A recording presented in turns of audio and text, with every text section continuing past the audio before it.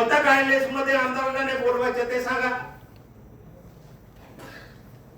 मी 1.5 वर्ष घेतलो आहे साहेब, तेव्हा तेव्हा याच्या काय काय कार्यक्रम असतो फक्त अधिकारी घेतात. मग मी आमदार नाही का, मला अधिकार नाही का? नाही तर त्या पद्धतीचे मला परिपत्र देऊन टाका का इथे तुम्हाला बोलवू शकत नाही. पण एवढं मला माहिती आहे, जिथे शासकीय कार्यक्रम आहे तिथे लोकप्रतिनिधी पाहिजे. हे कोणाचा अधिकार नाही, ते लोकप्रतिनिधीचे अधिकार तुम्ही डावडायचे अधिकार तुम्हाला दिलेले आहे का? मला त्याचा खुलासा द्या. मला आजपर्यंत का बोलवत नाही, किंवा तुम्ही माझ्या तरुणमानला कार्यक्रम घेणार नाही? मला माहिती नाही तुम्ही कोणता कार्यक्रम घेणार. मग आमदारला पकडून करता का कार्यक्रम? आमदार महोदय, वन हक्क जमिनीच्या बाबत जो कायदा निर्माण झाला 2006ला आणि 2012ला सुद्धा काही अंमलबजावणी झाली, त्याच्यामध्ये एक समित्या गठीत करण्यात आलेल्या आहे. वन हक्क जमिनीच्या बाबत जो ग्रामपंचायतला जे समिती असते, वन ग्राम समिती, ती समिती जे त्या परिसरामध्ये त्या गावामध्ये असलेले जे अतिक्रमणधारक आहे, जे वन हक्क जमिनीचे पट्टे ज्यांना अपेक्षित आहेत ते अर्ज येतात. ते मंजूर झाल्यानंतर मग येते एसडीओ कडे, आणि एसडीओ कडे आल्यानंतर मान्य अमान्यचा विषय येतो. त्याच्यानंतर येतो मग समजा अमान्य झालं तर कलेक्टरकडे पण देते. ही कायद्याच्या अनुषंगाने ठरलेली नियमावली आहे.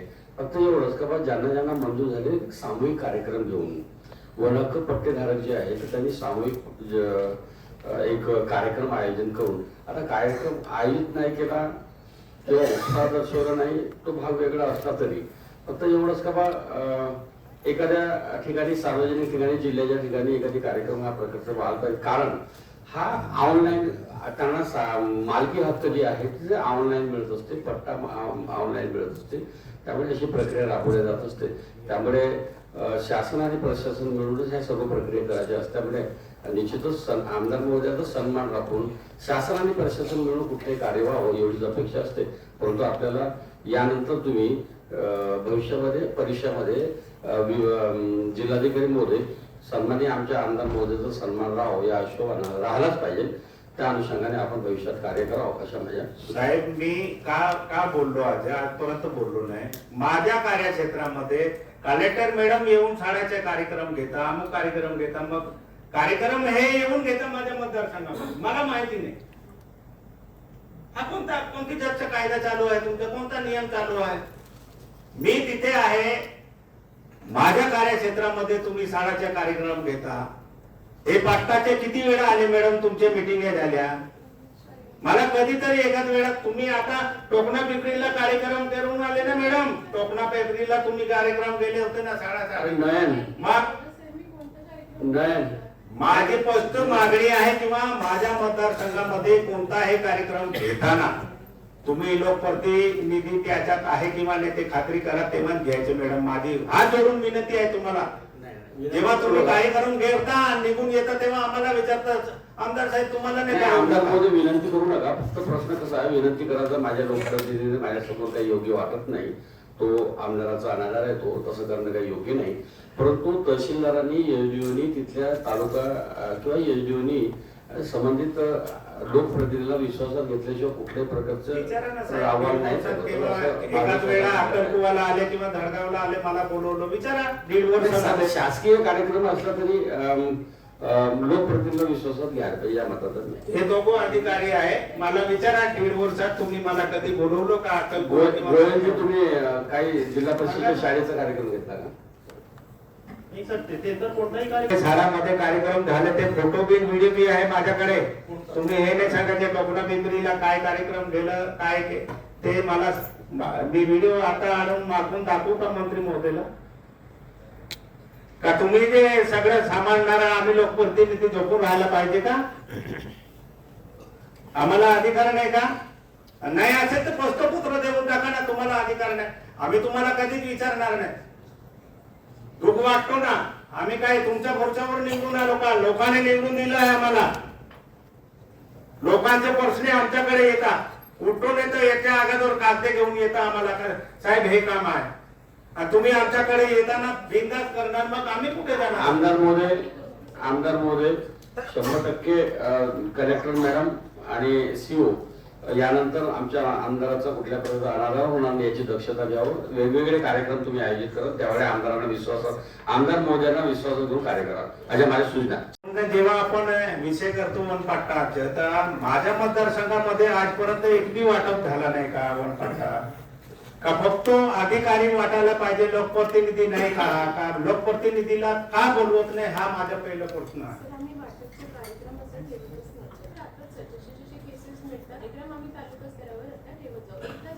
मॅडम मला एक सांगा, आजपर्यंत मला या 1.5 वर्षामध्ये कधी तुम्ही आठवण केलं नाही का आमदार इथे आहे किंवा नाही?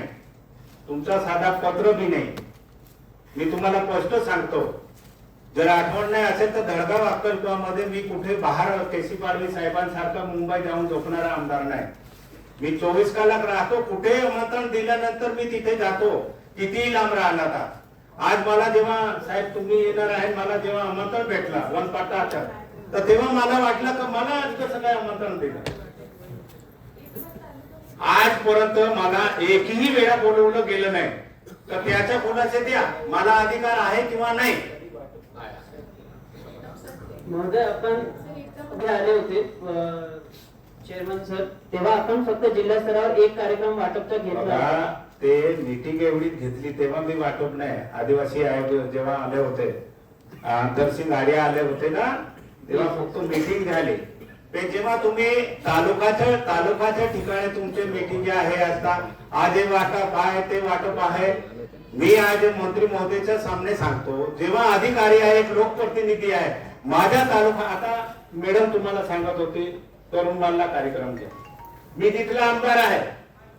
आजपर्यंत एखाद वेळा सांगितलं का आमदार साहेब आपला मतदारसंघामध्ये असं कार्यक्रम घ्यायचे, आपल्याला नियोजन करायचे? बोलले का? मी समोर बोलतो, मी बोलणारा व्यक्ती आहे. माझ्या मतदारसंघामध्ये जर तुम्हाला कार्यक्रम घ्यायचे आहे, मी आमदार आहे, मला जर माहिती पडू देत नाही असेल तर मग असं कोणतं आहे? शासकीय कार्यक्रम आहे, तिथे लोकप्रतिनिधी पाहिजे. व्यक्तिगत कोणता आहे, किती मोठा अधिकारी असेल तर तो काय करू शकत नाही लोकप्रतिनिधीपेक्षा. त्याच्यापेक्षा मोठा अधिकार नाही. जो लोकप्रतिनिधी आहे, खाली किती मोठा अधिकारी आहे तो कर्मचारी आहे. वास्तविक त्याला माहिती पाहिजे. मी एक आमदार आज का मंत्री समोर बोलतो आहे, मला जर हे माहिती पडत नाही असेल तर हे योग्य आहे का? तुम्हाला मॅडम सांगत होते का तरुणाला आपल्याला असा कार्यक्रम घ्यायचा, मी उद्या जाणार आहे. मी तिथला लोकप्रतिनिधी आहे. माझ्या मतदारसंघामध्ये काय घ्यायचं फक्त तुम्हीच करणार का? मी तिथे कार्य ठोकणार का? मला सांगा. रूपरेषा माहिती पाहिजे की नाही त्या आमदारला? आज हे मोठे वाटप करताना माझ्या आयुष्यात 1.5 वर्षात मी पहिली वेळा बसतो आहे मंत्री महोदय. मग असं का? नाही तर कायदे नियम वाचा. त्या नियमामध्ये नाही बसत असेल तर मी 5 वर्ष माझे होऊन जाईल, मी कधी तुमच्या ऑफिस मध्ये येणार नाही.